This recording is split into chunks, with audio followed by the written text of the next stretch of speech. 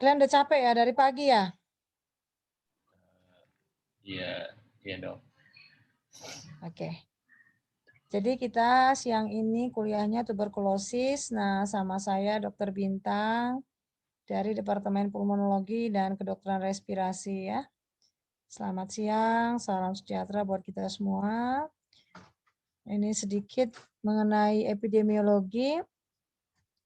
Diperkirakan sepertiga penduduk dunia telah terinfeksi oleh Mycobacterium tuberculosis ya. Ini WHO nih yang nyebut nih.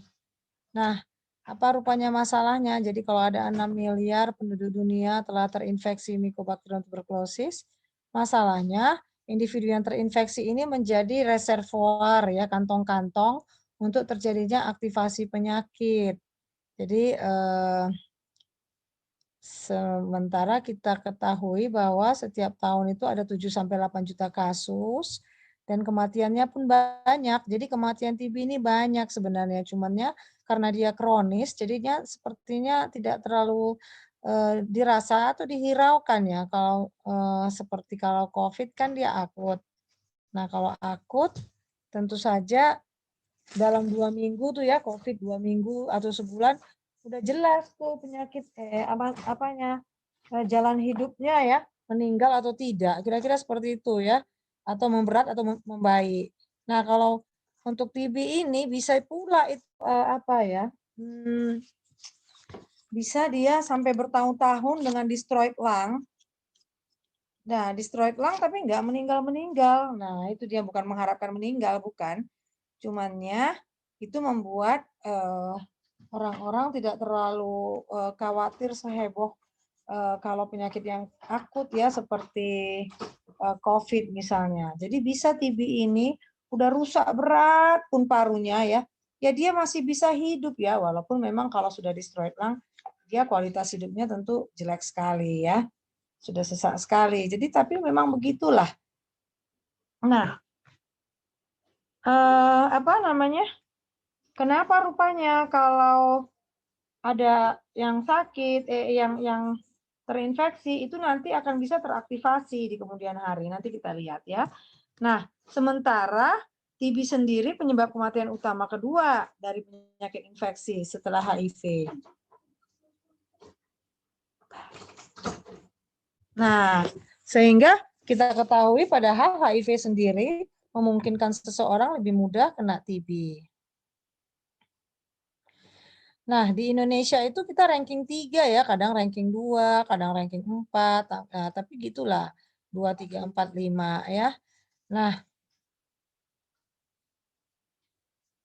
sedikit tentang individu yang terinfeksi ini, supaya kalian nanti tidak bingung-bingung, misalnya ada orang yang mau sekolah ke luar negeri, maka negara yang ditujunya itu, biasanya kalau negara yang ditujunya negara maju ya, itu meminta mahasiswa yang dari Indonesia atau mungkin juga dari negara lain untuk dilakukan mantok tes. Jadi mantok tes ini mendeteksi apakah seseorang itu pernah atau sedang terinfeksi. Nah, kalau mantok tesnya positif, tetapi fototoraksnya normal dan klinisnya tidak ada TB, itulah yang disebut dengan TB laten. Itulah artinya seseorang sudah terinfeksi TB. Dibuktikan dengan mantok tes atau IGRA tes yang positif. Emangnya kenapa? Nah, tentu mereka takut bahwa nanti akan reaktivasi pasien TB yang orang-orang yang sudah terinfeksi TB ini akan terreaktivasi nanti setahun 2 tahun kemudian di negaranya kan kita sekolah yang dari Indonesia misalnya sekolah kemana nih? Gambar saya nampak nggak di foto saya? Tidak dok. Cuman suara ya? Ya dok, mungkin karena dokter off cam. Ya. Oke. Jadi kalau mantoknya positif itu ada kemungkinan akan reaktivasi. Jadi mungkin karena itulah mereka mungkin akan memfollow up di negara mereka supaya tidak terjadi reaktivasinya di negara mereka. Kira-kira seperti itu ya. Jadi jangan bingung nanti kalau ada yang bertanya, saya mau sekolah luar negeri kok disuruh-suruh mantok ya gitu ya. Karena untuk mendeteksi dia sudah terinfeksi atau enggak ya. Nah, dia ditularkan melalui droplet di udara dari penderita TB paru. Akibat batuk, bersin, dan berbicara. Jadi berbicara aja pun bisa menularkan ya. Penularannya tergantung pada jumlah kuman yang dikeluarkan. Maksudnya, tentu kalau kumannya 1 positif, 2 positif, 3 positif, sekali batuk dengan kekuatan yang sama, yang 3 positif tentu lebih mungkin mengeluarkan lebih banyak. Atau kalau dari fototoraks biasanya yang lesinya luas, ya itu mungkin kumannya banyak. Atau yang ada lesi kavitas ya. Nah, kalau lamanya terpajan, ya walaupun dia 1 positif ya, tapi kalau satu rumah deket-deketan, terus satu kamar tidur ya, kemungkinan tertular tentu juga tinggi ya. Jadi itu gabungannya, kemungkinan tertular tuh tergantung dari jumlah kuman yang keluarkan, lamanya terpajan, dan imunitas individu. Ada orang-orang yang imunitasnya turun, terutama pada orang HIV, diabetes, penyakit kronis lainnya ya. Atau malnutrisi yang kurang gizi, atau merokok, dan konsumsi alkohol. Berikut patogenesis. Jadi waktu di fagosit, Mycobacterium tuberculosis itu, sebenarnya kita mempunyai sistem innate dan adaptive immunity.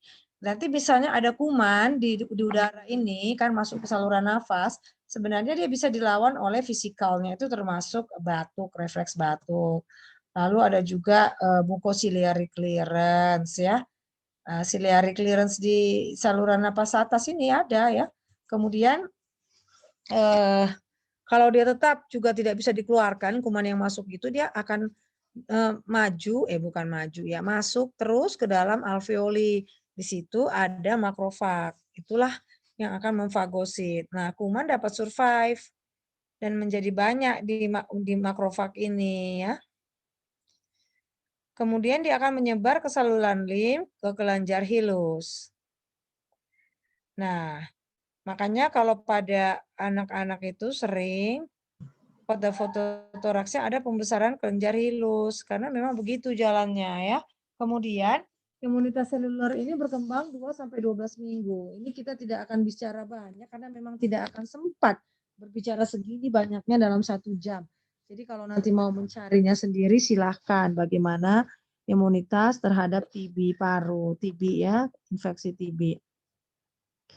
Nah, penyakit aktif terjadi pada 10% individu yang terinfeksi. Itu tadi loh yang sepertiga penduduk dunia telah terinfeksi kuman. Nah, 10% individu akan sakit, setengahnya pada 2 tahun pertama. Jadi kalau kamu hitung-hitung ada 6 miliar penduduk dunia, 2 miliar sudah terinfeksi, 200 juta akan sakit, dan 100 juta pada 2 tahun pertama. Jadi cukup banyak ini ya. Nah, patogenesis TB primer, kuman itu mulai masuk melalui saluran nafas, bersarang di jaringan paru membentuk sarang pneumonia. Itulah yang disebut dengan afek primer. Lalu akan terjadi peradangan saluran getah bening menuju hilus. Menuju hilus ya. Nah, menuju hilus itulah tadi terjadi pembesaran kelenjar getah bening karena terjadi limfadenitis regional. Nah, inilah yang disebut dengan kompleks primer ya. Nah, bagaimana nasib kompleks primer tadi? Itu bisa sembuh sempurna. Jadi memang orang bisa terinfeksi dan kemudian sembuh sempurna, nggak tahu pun dia sakit ya.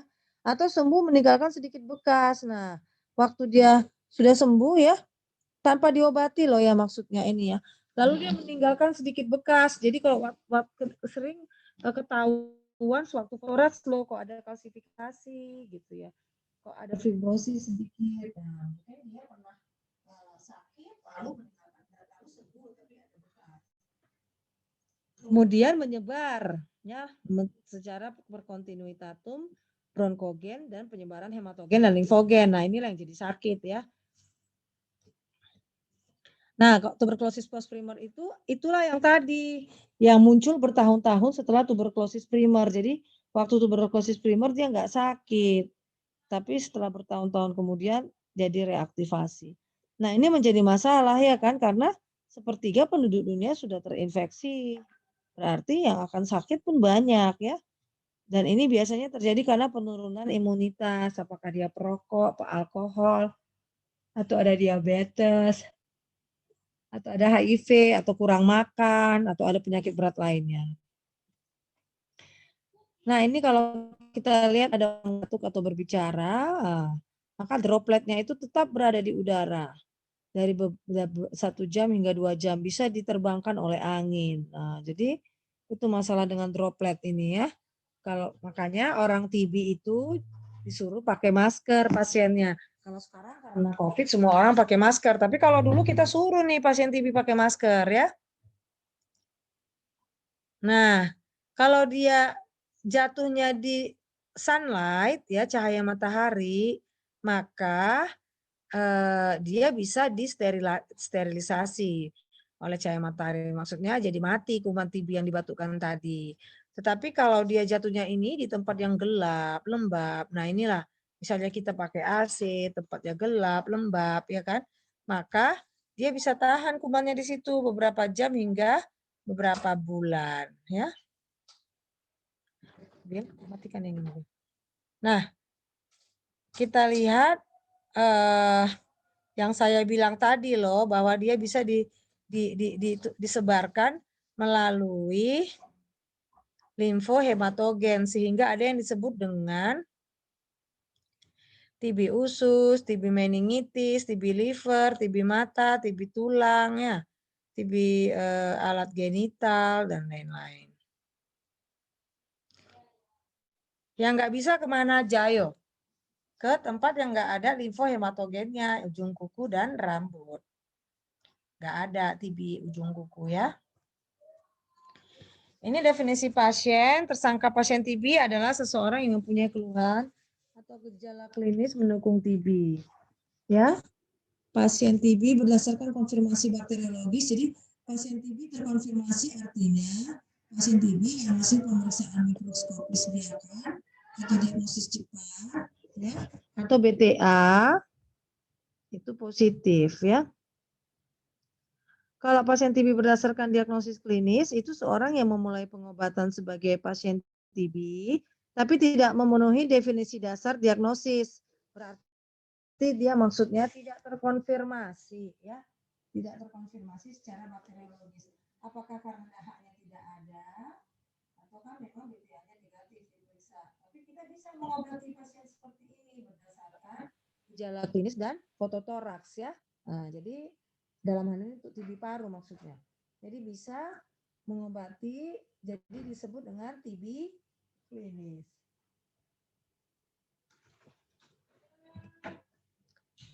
Kenapa rupanya pentingnya TB klinis ini? Karena ada pasien-pasien tertentu yang harus segera diobati sebenarnya seperti meningitis TB, ya, TB miliar atau TB pada pasien HIV. Jadi kita bisa langsung mengobatinya sebagai TB klinis, tapi tetap mengusahakan pemeriksaan dahaknya atau pemeriksaan bakteriologisnya yang lain ya. Nah, ini cara kita mendiagnosis TB. Harus disebutkan terkonfirmasi atau tidak berdasarkan lokasi anatomi, riwayat pengobatan, hasil bakteriologis, dan status HIV. Kalau berdasarkan riwayat, kasus baru itu pasien yang belum pernah mendapat OAT sebelumnya.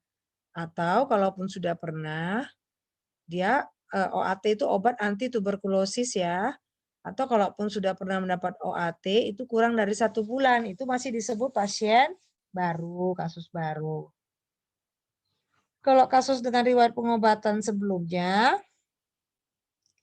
itu kasus kambuh, jadi sudah pernah pengobatan lengkap 6 bulan minimal, lalu kambuh lagi. Atau kasus pengobatan setelah gagal, dulu pernah gagal pengobatan dia. Jadi gagal ini adalah jika BTA-nya tetap positif. BTA tahu ya, pemeriksaan kuman TB dari hapusan dahak yang dilihat dari mikroskopis. Kalau BTA-nya tetap positif di akhir bulan kelima. Kalau kasus setelah putus obat artinya sudah makan obat sebulan, tapi sudah putus 2 bulan. Ya. Begini cara menuliskan diagnosis TB.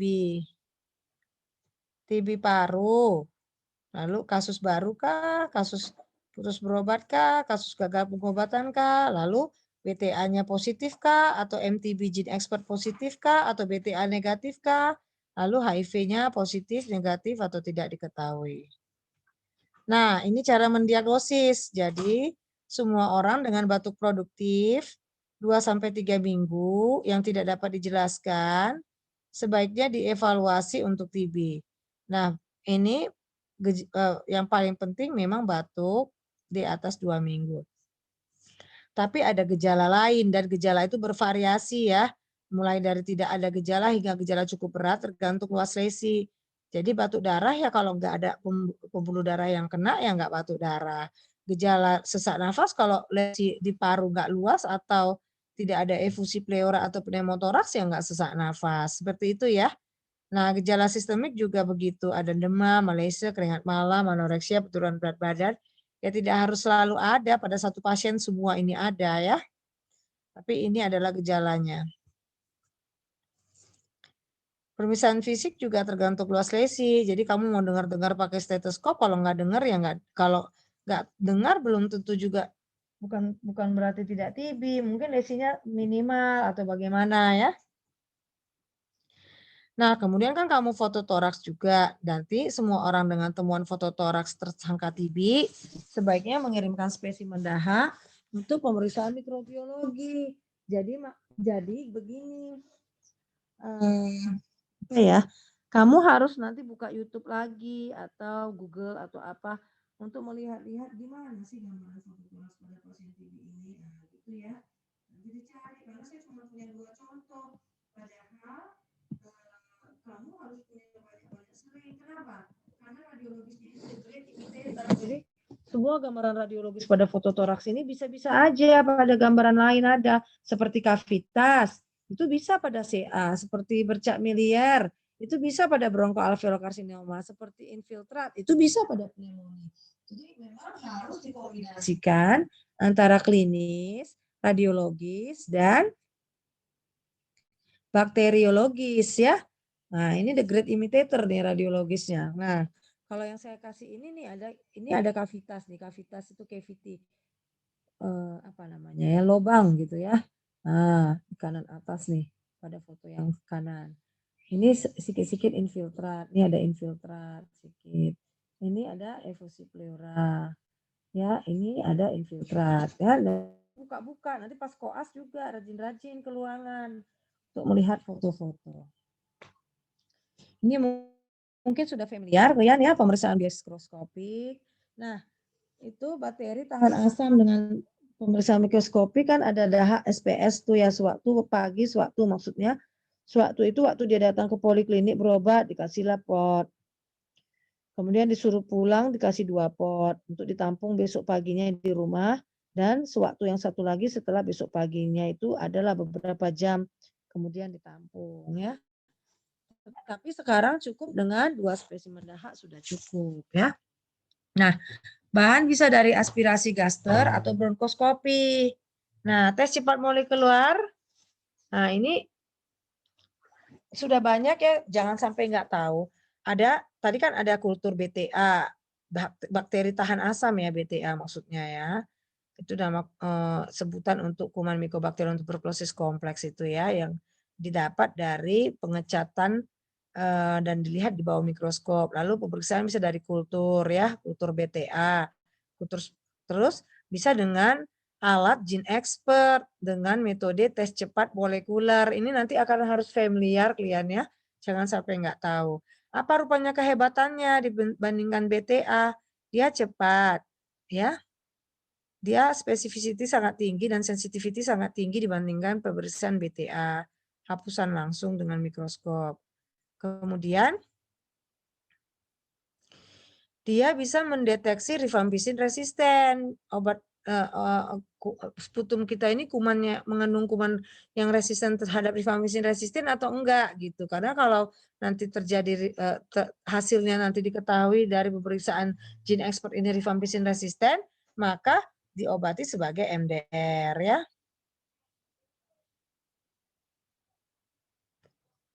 Nah, kalau kultur gimana? Kalau kultur tuh lama, sebulan, 2 bulan siapnya. Tidak semua fasilitas punya, fasilitas Fasiankes ya, dan mahal. Nah, untuk TB ekstra paru bisa diambil dari bagian yang sakit, misalnya dari kelenjar getah bening dan lain-lain. Atau histopatologis TB ekstra paru. Jadi kalau ada di leher tuh kelenjar getah beningnya besar, itu biasanya kan kita periksa FNAB, kita periksa untuk patologi anatomi kan, untuk memeriksa histopatologi atau psikologi. Tapi sebenarnya jaringan atau aspirat itu bisa juga dikirim ke mikrobiologi untuk dilakukan pemeriksaan tes cepat molekuler dengan alat gene expert. Kita beberapa kali mendapatkan hasil dari kelenjar getah bening yang positif MDR loh, ya. Nah, jadi bukan dari sputumnya, malah dari kelenjar getah bening. Jadi misalnya kamu nanti jadi dokter bedah atau dokter obgyn, kamu masih bingung nih CA ovarium kah, TB ovarium kah? Memang kamu bisa ke PA lah memeriksakan histopatologis, tapi jangan lupa juga bisa juga ke mikrobiologi meriksanya dengan permintaan melakukan tes cepat molekuler ya. Karena ada kan TB ovarium, TB tulang dan lain-lain. Cuman ya jaringannya ini jangan dilarutkan di dalam formalin dan alkohol seperti biasanya kalau orang mengirimkan sampel ke patologi anatomi. Jadi dia bukan dilarutkan ya. Kan kalau ada jaringan dia disimpan lah untuk media transportasinya itu kan ke PA dan ke mikro. Nah, kalau untuk tes cepat molekuler sebaiknya memakai NaCl 0,9% cairannya ya. Kalau kita melakukan kultur dilanjutkan dengan tes resistensi. Nah, tolong dibaca pengambilan sputum ya. Saya mau istirahat sebentar. Supaya pas kalian menyuruh mengambil sputum tadi, yang 3 pot tadi, ya yang diambil bukan saliva, tapi yang benar-benar diambil. Tolong ya, sebentar ya. Dibaca ya. Ya, Dok.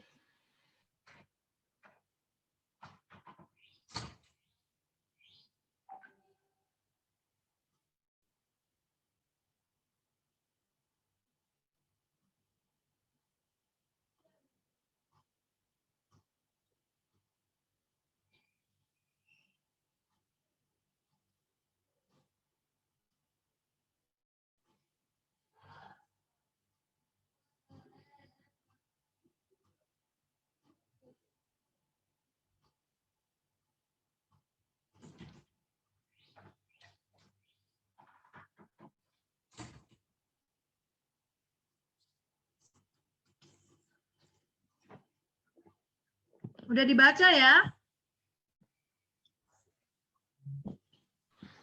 Ya, Dok. Halo? Jadi gini kalau nyuruh mengambil sputum ya. Nah, ini yang pembacaan dahak. Ini udah pernah nih. Praktikum ini udah pernah, Dek? Sudah, Dok. Ya, Dokter. Oke. Ini kan gambaran BTA melalui pemeriksaan yang pengecatan ya. Nah, bagaimana kita mendiagnosis TB paru?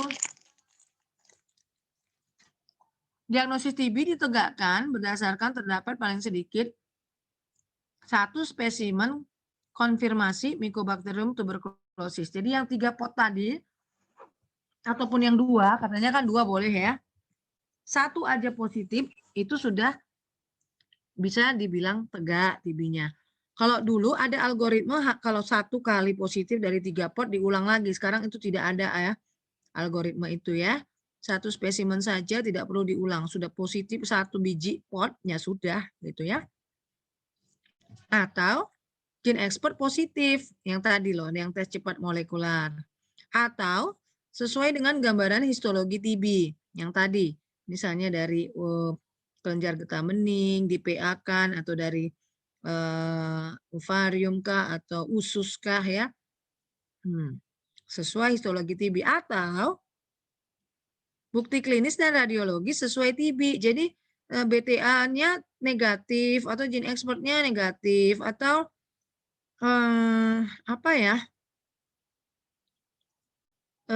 atau tidak ada dahak gitu ya. Tapi kalau bukti klinis dan radiologis sesuai TB, kita bisa membilang itu TB paru ya. Tentu saja ada radiologis ya, jangan klinis aja ya. Saya nggak usah membicarakan ini terlalu banyak ya. Yang penting kalau kamu mau mendiagnosa TB itu harus klinis, bakteriologis, dari sputum kah atau dari jaringan tadi ya histopatologis dan juga dari fototoraks ya. Nah, pengobatan TB dan sebaik-baiknya semua dengan pemeriksaan TCM. Apakah pasien baru atau pasien riwayat TB-nya sudah ada. Tapi kalau nggak punya TCM, tentu harus ke pemeriksaan BTA ya. Nah, kalau pemeriksaan BTA negatif, kamu foto toraks, tapi dari awal difoto aja ya. Nah, prinsip terapi TB itu adalah obat harus mengandung multiple drug. Jadi ya sekali ngobatin, jangan pernah rifampicin aja, INH aja gitu maksudnya. Multiple drug, rifampicin, kalau lini kesatunya kan rifampicin, INH, priazinamid, etambutol ya. Harus dikonsumsi dengan teratur dan jangka waktu yang benar. Dan pengobatan diberikan dalam 2 tahap, yaitu tahap intensif dan lanjutan. Apa tujuan pengobatan? Nah, kamu baca dulu sebentar ya. Saya belum makan siang deh.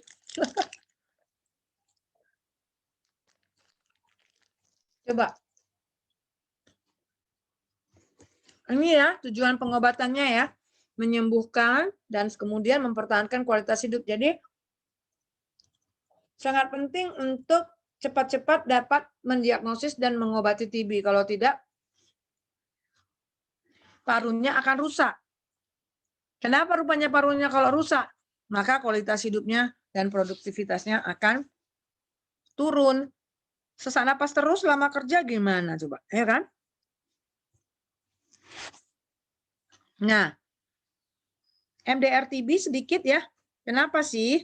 Itu terjadi karena kita tidak mengobati TB sensitif obat yang belum resisten maksudnya dengan regimen, dosis, dan durasi yang benar. Emang kenapa? Kalau MDR kan ada juga regimennya gitu kan?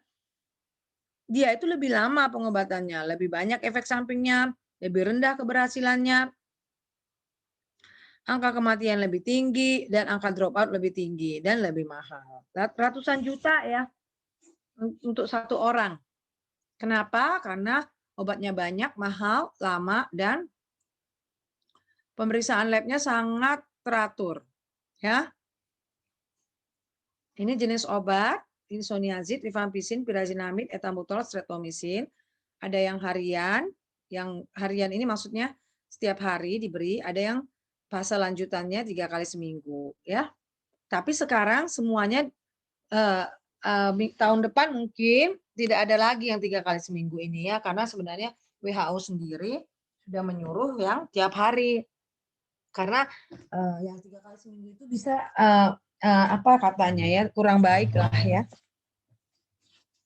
Nah, ini ada obat lepasan, jadi bisa rifampicin sendiri, INH sendiri, pirazinamid sendiri, etambutol sendiri. Ada juga fixed dose combination. 4 FDC itu artinya dalam satu tablet itu berisi 4 obat. Jadi ada rifampicin, INH, pirazinamid, etambutol. Itu biasanya pada fase intensif, fase awal 2 bulan pertama. Lalu kalau 2 FDC artinya pada satu tablet itu ada berisi rifampicin dan INH. Ini dosis apa ya? Ini kalau dosis harian. Ini dosis intermittent yang untuk 4 bulan terakhir. Ya, 2 bulan itu kan harian.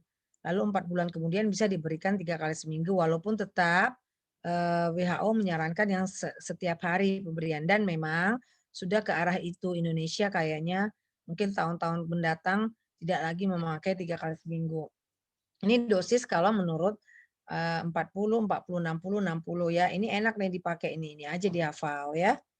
Nah, ini yang tadi pada tahap intensif tiap hari dikasih selama 56 hari atau 2 bulan nih. Kayak mana cara ngasihnya? Kan pada satu kalau 4 FDC apa tadi? Pada satu tablet ada 4 obat, rifampicin, INH, pirazinamid, etambutol.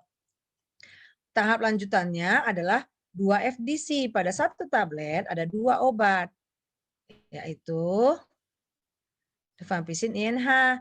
Terus gimana makannya? Tergantung berat badan. Kalau berat badannya 30-37 sekali telan 2 tablet, yang 4 FDC tadi. Ini sekali telan 2 tablet. Kalau 38-54 sekali telan 3 tablet. Kalau 55-70 sekali telan 4 tablet. Itu ya kira-kira ya, sudah ngerti ya. Nanti tolong di browsing gambar-gambarnya di Google. Kayak mana sih bentuk FDC ini gitu ya. Saya lupa fotonya. Nah, regimen pengobatan sendiri seperti ini, kasus baru diberikan. Ini cara bacanya 2 RHZE, 4 RH ini maksudnya selama 2 bulan pertama diberikan rifampicin, INH, pirazinamid, etambutol. Pada 4 bulan berikutnya diberikan rifampicin dan INH. Gitu ya, ini maksudnya ya. Kalau yang ini 2 RHZE, 4 R3H3 maksudnya pada 2 bulan pertama diberikan rifampicin, INH, pirazinamid, etambutol. Dilanjutkan dengan 4 bulan kemudian diberikan rifampicin dan INH 3 kali seminggu. Itu yang tadi loh, yang intermittent ya. Tapi ini sudah mulai agak berangsur-angsur, sepertinya tahun depan tidak ada lagi. Sekarang pengobatan di program TB yang ada, puskesmas ataupun rumah sakit yang mempunyai program TB ini masih ada nih obatnya R3H3 ini. Kenapa bisa dikasih R3H3 itu pertanyaan juga, karena ada yang namanya lag fase. Jadi kuman TB kalau dikenai obat-obat TB, maka dia akan berhenti bermetabolisme maksimal 72 jam. Makanya bisa dikasih 3 kali seminggu. Jadi kalau kita lupa jadinya besoknya 4 kali seminggu, maka kumannya bangun lagi ya. Itulah yang membuat. Nah, ini WHO sendiri sudah merekomendasikan untuk pengobatan yang tiap hari. Bagaimana mengevaluasi? Nah, tadi kalian sudah bisa mendiagnosis, sudah bisa memberikan terapi, regimen, dan dosis. Sekarang harus bisa mengevaluasi pengobatan. Yang penting sebelum pengobatan diberikan edukasi Bapak, Ibu ya. Ibu sakit TB paru, kita pengobatannya 6 bulan. Ibu harus teratur berobat, jangan pernah tidak minum obat. Nanti, nah ini saya mau bilang, jangan pernah tidak minum obat, jangan pernah lupa minum obat. Tapi jangan tambah-tambahin kata-kata kalau lupa sehari saja pun Bu, atau 2 hari saja pun Bu, maka Ibu harus ulang dari awal. Itu pernah kejadian, dia udah makan obat 4 bulan, karena kata-kata seperti itu, lupa dia, 1 hari dia nggak minum obat atau 2 hari, maka dia takut kontrol ke dokternya. Aduh, udah 4 bulan disuruh lagi dari awal, wah gawat gitu. Jadi dia ya udahlah, berhenti aja lah gitu. Bisa MDR dia kan dan menularkan ke orang lain. Kira-kira seperti itu ya. Jadi boleh kita, mungkin maksud kita supaya baik tapi dengan sedikit menakut-nakuti, tapi sudah ada kasusnya jadi berhenti berobat ya, karena kita bilang seperti itu. Padahal yang dimaksud dengan pengobatan diulangi lagi tadi kan, kalau kasus putus berobat tadi apa definisinya? Sudah makan obat 1 bulan dan tidak makan obat 2 bulan kan? Gitu. Ini masa 1 hari aja nggak makan obat langsung dibilang ulang dari awal ya. Kira-kira seperti itu. Nah, Pak, sudah datang pasiennya biasanya sekali 2 minggu kontrol atau bisa juga sekali 10 hari ya, tergantung pasien case-nya lah ya. Terus kita tanya lah, gimana Pak, udah makan obat 2 minggu, batuknya masih ada, batuk darahnya masih ada gitu. Lalu demamnya gimana Pak, keringat malam, sudah selera makan, dan yang paling penting lagi, yang paling objektif itu adalah evaluasi berat badan. Biasanya berat badannya meningkat kalau udah makan OAT, kalau respon ya. Nah, ini evaluasi bakteriologi kita periksa kapan? Awal tadi ya sebelum pengobatan, terus akhir bulan kedua ya, baru akhir bulan ke-6. Nah, kalau setelah 2 bulan pengobatan biasanya 85% sekutu menjadi negatif. Jika tetap positif pada bulan kedua, lakukan pemeriksaan tes cepat molekular. Tadi gimana tes cepat molekular? Bisa apa tadi? Bisa mengeluarkan hasil resistensi. Apakah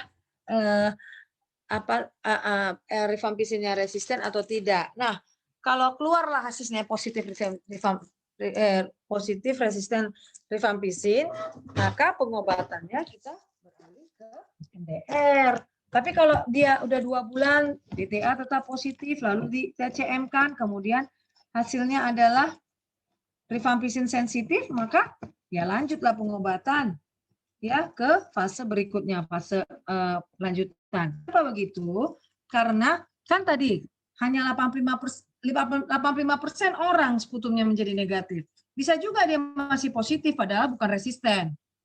Karena dari awal dia itu yang bakterial load-nya sangat tinggi, ya. Jadi pada akhir bulan kedua belum negatif. Ototoraks pada bulan kedua juga dan pada bulan ke-6 atau 9 atau akhir pengobatan.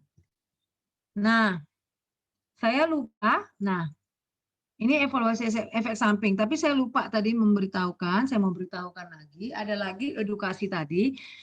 Tadi sudah diketahui berobat sakitnya, berobatnya 6 bulan.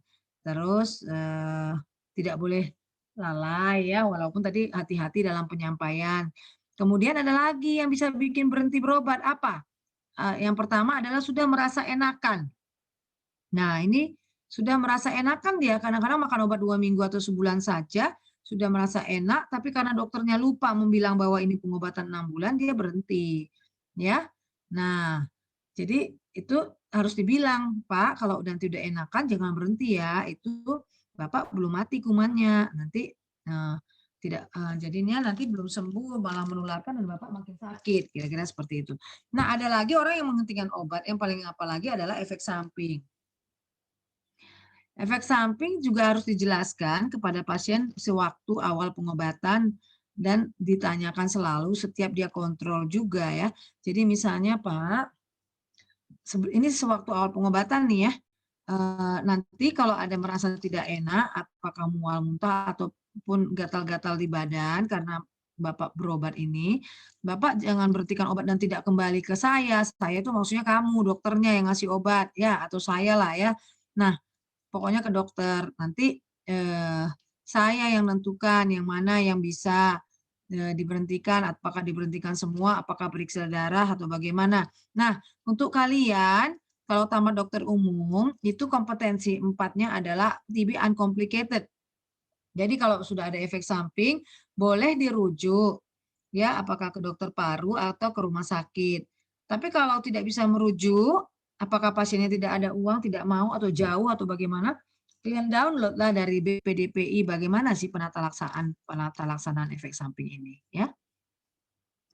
Nah, ini kita harus tahu beberapa efek samping, tapi yang paling sering bikin pasien berhenti berobat itu memang adalah gatal-gatal karena alergi obat dan mual muntah yang luar biasa. Ya, dan badan yang sangat lemas ya. Nah, kalau dia INH itu menyebabkan neuritis perifer, kasihlah pyridoxine 100 mg kalau udah terjadi. Tapi sebenarnya sewaktu pengobatan pun B6 kita kasih, cuman nggak setinggi ini dosisnya ya. Kemudian pirazinamin itu bisa menyebabkan hepatitis imbas obat atau sekarang disebut DILI, drug induced liver injury. Ya, hentikan pengobatan dan sesuai pada keadaan khusus. Ini yang tadi yang saya bilang ya. Nah, nyeri sendi juga terjadi bisa karena peningkatan asam urat oleh karena pirazinamid ya, dan bisa juga alergi tentu mual ya. Nah, rifampicin bisa menyebabkan warna merah pada air seni. Ini diterangkan dari awal, kalau enggak pasien takut dia berhenti. Etambutol gangguan penglihatan, berkurangnya ketajaman, tapi ini jarang, biasanya terjadi kalau dosisnya lebih. Streptomisin tidak boleh diberikan pada wanita hamil. Streptomisin juga dapat menyebabkan gangguan pendengaran dan keseimbangan karena kerusakan syaraf ke-8. Ini komplikasi tuberkulosis, batuk darah, pneumotoraks, efusi pleura, gagal nafas. Dan ini sedikit tentang DOTS, directly observed therapy short course ya. Ini sebenarnya ada 5 komponen. Tujuannya sebenarnya untuk meningkatkan compliance atau kepatuhan pasien terhadap terapi.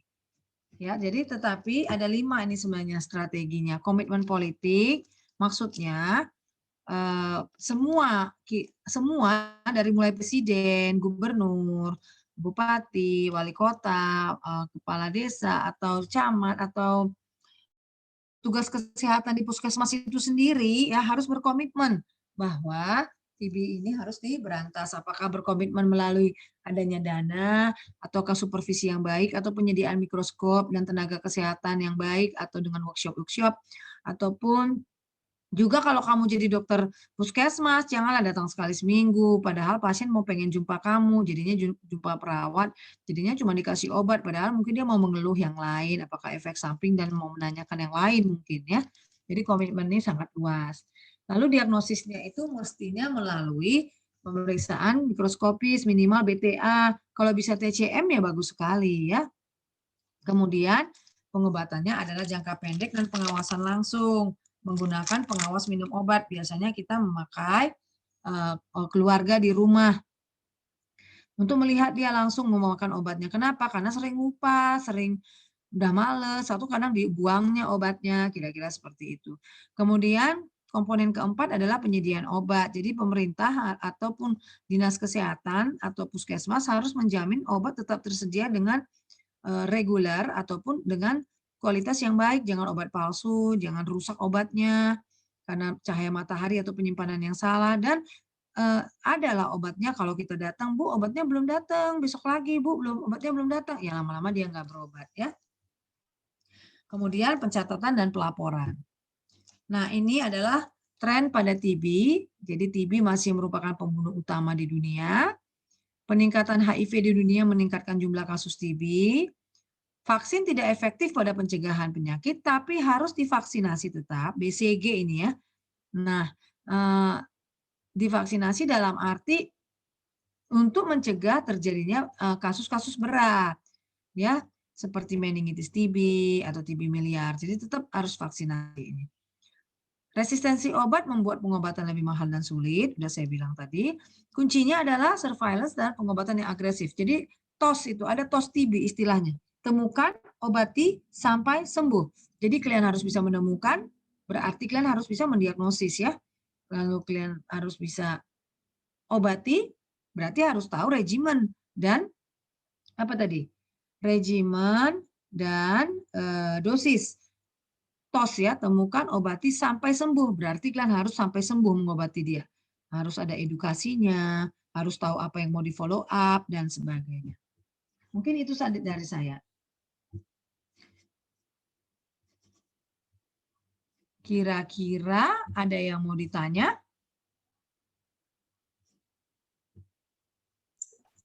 Izin bertanya. Ya. Silakan. Izin bertanya, dokter.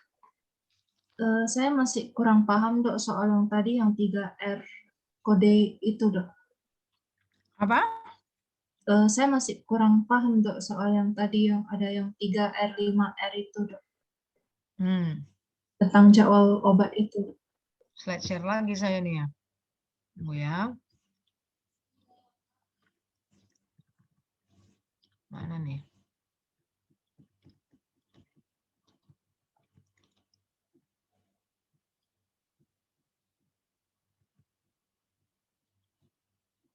Ini. Iya, dok. Ini kalau 2RHZE artinya 2 yang di depan tuh menyatakan 2 bulan. Jadi 2 bulan memakan rifampicin, ini obat-obat anti tuberkulosis ya. 2 bulan memakan rifampicin, INH, pyrazinamide, ethambutol. Lalu 4 bulan kemudian memakan rifampicin dan INH. Jadi pada fase lanjutan berkurang jumlah obatnya, gitu deh. Nah, kalau yang ini 2 bulan memakan rifampicin, INH, pyrazinamide, ethambutol.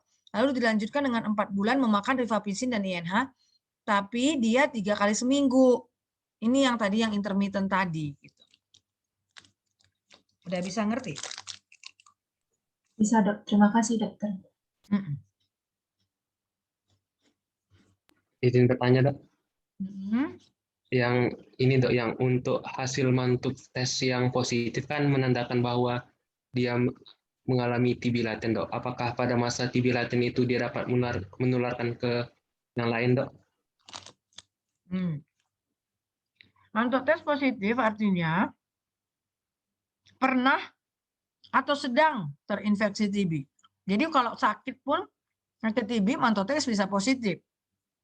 Ya, Jadi artinya mantuk tes positif itu diukur loh, Dek, pakai penggaris. Nanti buka YouTube-nya ya. Kalau mantuk, dia disuntikkan cairan, ya kan? Lalu 3 hari atau 2 hari kemudian dia datang lagi, diukur pembengkakannya. Gitu kira-kira. Nanti kamu lihat lagi. Ya. Nah, kita pertanyaannya, apakah bisa menularkan? Jadi mantuk tes positif artinya pernah atau sedang terinfeksi. Kalau dia sedang terinfeksi, mantuk juga bisa positif, tapi tentu klinisnya ada. Fototoraksnya pun ada kelainan. Tapi kalau yang TB laten artinya sedang terinfeksi tapi tidak sakit. Berarti klinis tidak ada, fototoraks normal, tapi mantuknya aja positif untuk petanda dia sudah terinfeksi. Nah, berarti kalau yang TB laten ya tidak menularkan karena tidak sakit, Dek. Gitu kira-kira. Bisa, karena TB laten itu adalah orang yang terinfeksi tapi tidak sakit. Dibuktikan dengan klinis tidak ada keluhan tadi loh, yang semua klinis yang kita bilang batuk lah, demam, meriang, apa tadi, keringat malam, tidak ada.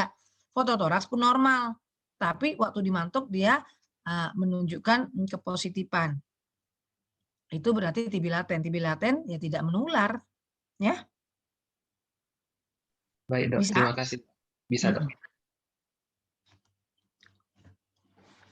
Ada lagi 5 menit lagi mungkin bisa. Izin bertanya, Dok. Untuk pasien TB dengan komorbid diabetes mellitus, kan dimana kita tahu rifampicin itu sifatnya inducer buat obat lainnya, Dok. Apakah ada pengobatan yang berbeda antara pasien TB yang TB doang dengan ada komorbid DM-nya sambil kita menangani DM-nya? Gitu. Ya, regimen tetap sama, ya. Tapi tentu DM-nya ditangani, ya, ditangani dengan anti diabetes. Biasanya sih lebih baik memakai insulin, kira-kira seperti itu, ya. Karena obat anti oral diabetik itu kan berinteraksi dengan rifampicin kan, yang sulfonylurea lagi, ya kan. Nah, sehingga menurunkan kerja dari rifampicin.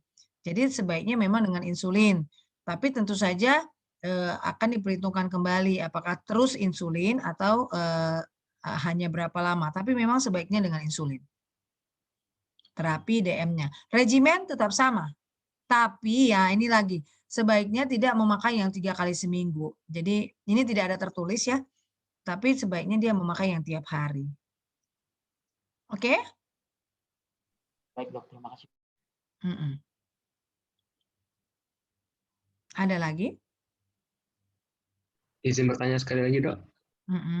Yang untuk mantuk tes tadi, kalau pasiennya udah sembuh total, Dok, misalnya udah mengikuti pengobatan sampai habis gitu, terus sembuh total, itu masih bisa positif juga ya, Dok, mantuk tesnya?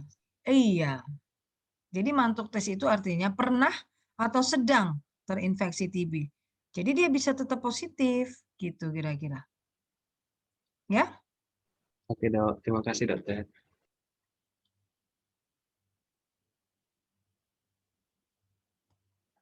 Ada lagi? Pokoknya kalau datang ke klien nanti sebagai dokter, apalagi yang TB uncomplicated harus bisa diobatin, ya. Jangan jadinya tidak bisa mendiagnosis, nanti datang udah batuk berapa, 2 minggu, cuma dikasih antibiotik. Padahal kan seharusnya lebih agresif ya, diperiksa fototoraksnya, diperiksa sputumnya. Kalau ada fasilitas TCM dengan alat gene expert tadi, TCM apa tadi, tes cepat molekuler, itu yang diperiksa DNA-nya ya, DNA kuman. Jadi dia spesifisiti dan sensitivitinya sangat tinggi. Dan juga bisa mendiagnosis resistensi terhadap rifampicin. Kalau memang mempunyai alat gene expert, silakan. Itu yang dilakukan, apakah pasien itu kasus baru atau kasus lama. Tapi kalau nggak bisa, ya pakai BTA hapusan langsung. Cuman saya sih selalu lupa menaruh ke slide ini. Ada hal-hal yang memang harus didiagnostik dengan TCM. Tidak boleh lagi dengan BTA hapusan langsung di bawah mikroskop itu tadi. Ada 10 atau 9 kriteria suspek TB MDR. Nanti cari ya. Pada pasien-pasien dengan kriteria suspek TB MDR, maka dia harus diagnosis bakteriologisnya dengan menggunakan tes cepat molekuler menggunakan alat gene export. Nanti cari siapa-siapa aja tuh yang TB putus berobat, yang gagal pengobatan, yang begini. Itu sudah harus pakai TCM, ya.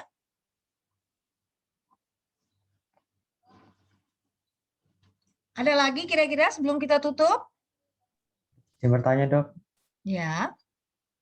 untuk pengobatan TB ini kan dok, selain obat fixed drug combination, ada juga kemasan Kombipak, yaitu obatnya itu lepas setunggal yang diindikasikan apabila ada efek samping dari obat FDC tadi. Yang mau saya tanyakan, gimana cara penggantian obatnya itu dok dari FDC ke Kombipak dok? Soalnya saya ada baca jurnal Kombipak itu diindikasikan saat ada efek samping dari FDC. Bagaimana itu? Ya dihitung aja dosisnya mana tadi.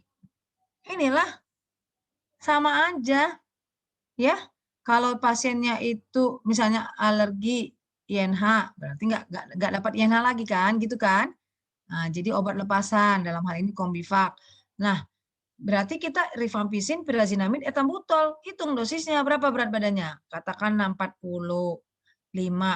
Maka dia kan di sini nih. Berarti kasihlah rifampicin yang 450. Dikasihlah INH tadi nggak jadi kan. Kasihlah pirazinamidnya 1000. Kasihlah etambutolnya 1000. Kira-kira seperti itu deh. Nanti makanya googling lah Kombivac itu berapa sediaannya. Gitu. Ya. Sesuai berat badan. Nah, jadi bisa disisihkan, nggak pakai INH gitu loh kira-kira. Karena alergi INH misalnya. Nggak pakai pirazinamid karena efek samping pirazinamid gitu kira-kira. Bisa ngerti ya, Dek ya? Saya seharusnya memang membuat foto-foto fixed dose combination dan Kombivac. Memang lupa-lupa aja saya, Dek. Tapi itu tetap bisa dikerjakan. Karena kan dia berarti obat lepasan gitu kan. INH tersendiri, rifampicin tersendiri, pirazinamid tersendiri, etambutol tersendiri. Sedangkan fixed dose combination kan dalam satu tablet, kalau 4 FDC ada 4 isinya. Nah, jadi kalau alergi ya nggak bisa lagi lah pakai fixed dose combination. Kita beralih lah ke obat-obat lepasan yang sendiri-sendiri gitu. Bisa ditangkap, Dek? Baik dokter, terima kasih dokter. Memang lebih enak pakai alat peraga ya gambar-gambarnya gitu. Akan saya perbaiki lah slide saya ini. Cuman slide saya ini aja pun, ya kan? Ini saya ini gara-gara cepet-cepet nih. Biasanya nggak siap 1 jam lebih.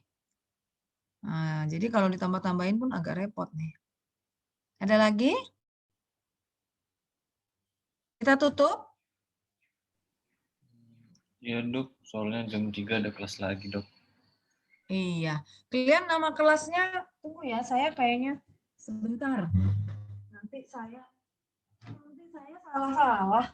Sebentar ya. Jam 3 ada kelas kan 1 menit lagi ya. Ini saya mau nanya aja nih. Kode mata kuliahnya apa, Dek? RTS 2 K13 dok. RTS 2 K13. Soalnya saya absensi saya ini loh. Kelas B kalian ya. Ya dok. Kemudian apa namanya ya? Itu aja sih yang saya nggak tahu kayaknya. Nama dosen, mata kuliah kelas B, tanggal, pukul, materi perkuliahan, aplikasi. Kita Zoom kan? Aktivitas perkuliahan, pemberi materi. Oke. Kemudian semester 4 kalian ya. Oke, kita tutup ya. Terima kasih. Selamat siang. Dibaca lagi, dicari gambar-gambar foto toraks di YouTube ya. Dan dilihat gambar-gambar FDC dan Kombivac tadi. Makasih ya, Dek. Ya dok, terima kasih dok. Selamat Terima siang. kasih dok. Selamat siang Selamat dok. siang.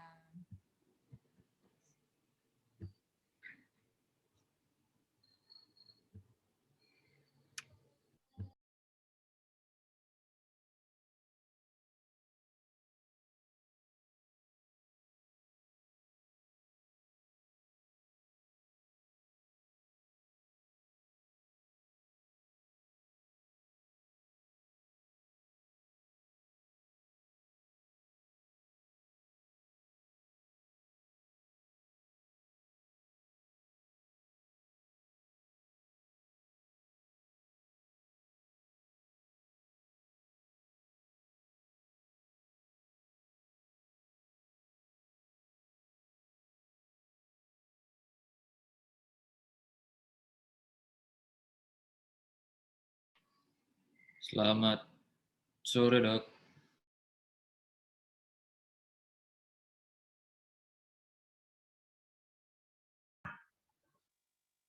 Selamat sore. Sudah selesai ya perkuliahan dari Dr. Bintang ya? Iya, Dok. Ya. Jadi saat ini kuliah dari saya ya mengenai TB resistan obat. Berapa yang sudah hadir ya? Jumlah kalian berapa ya?